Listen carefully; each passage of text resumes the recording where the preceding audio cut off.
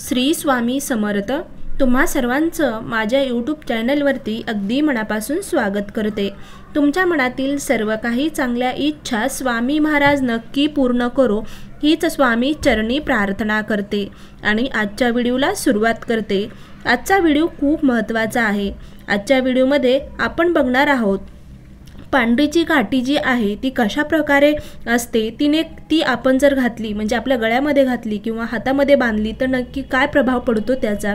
त्याचबरोबर तुम्हाला जर इच्छा असेल ती पांढरीची काठी म्हणजे हवी असेल तर ते कुठे मिळते हे आज या व्हिडिओमध्ये आपण बघणार आहोत आणि ती पांढरीची काठी कशा प्रकारे दिसते हे देखील असं बघणार आहोत। तर त्या अगोदर माझ्या चॅनलला सबस्क्राइब केलेलं नसेल तर लवकरात लवकर सबस्क्राइब करा, जेणेकरून याच प्रकारचे माहितीपूर्ण व्हिडिओ तुमच्यापर्यंत नक्कीच लवकर पोहोचतील।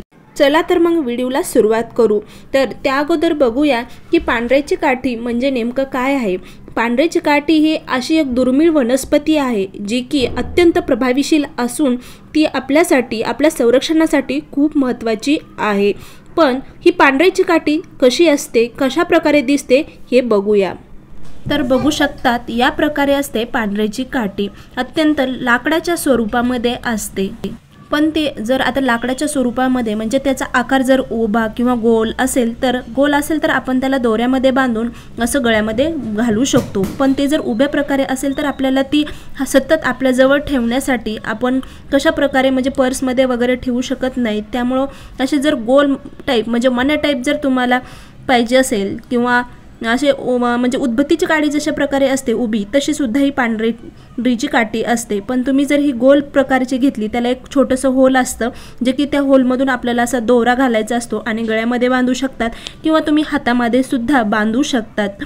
तर प्रत्येक महिलांनी या प्रकारची जर पांढरीची काठी जर तुमच्याजवळ ठेवली तर नक्कीच तुम्ही जे काही सर्परूपी म्हणजे विषारी प्रवृत्तीचे लोक आपल्याजवळ जे असतात त्यांच्यापासून आपलं संरक्षण होण्यासाठी ही पांढरीची काठी अत्यंत उपयोग अशी ठरत असते।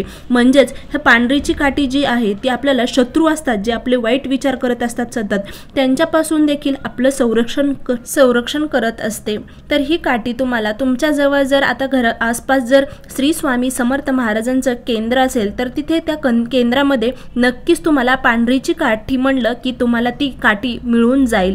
जर का तुमच्याजवळ श्री स्वामी समर्थ महाराजांचं केंद्र नसेल, आता मठामध्ये मिळणार नाही, केंद्रातच तुम्हाला ही मिळेल।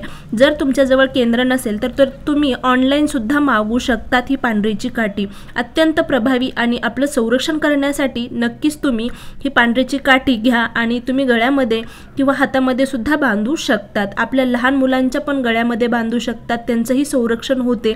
त्याचबरोबर पूर्वी लोकांना ह्याचा उपयोग म्हणजे जे ऋषीमुनी वगैरे होते ना तर ते पांढऱ्याच्या काडीचा उपयोग आपलं संरक्षण म्हणजे जे काही साप वगैरे विंचू आहेत याच्यासाठी यांच्यापासून होण्यासाठी सुद्धा ते पांढऱ्याच्या काडीचा उपयोग करायचे। पण आत्ता आपल्याला या पांढरीची काठी जी आहे त्याचा उपयोग आपल्या स्वतःच्या संरक्षणासाठी करायचा आहे। तर या प्रकारे आजचा व्हिडिओ होता। खरंच व्हिडिओ आवडला असेल तर नक्की लाईक करा, शेअर करा आणि सबस्क्राईब करायला मात्र विसरू नका। कमेंटमध्ये नक्की लिहा श्री स्वामी समर्थ, जय जय स्वामी समर्थ। अवधूत चिंतन श्री गुरुदेव दत्त।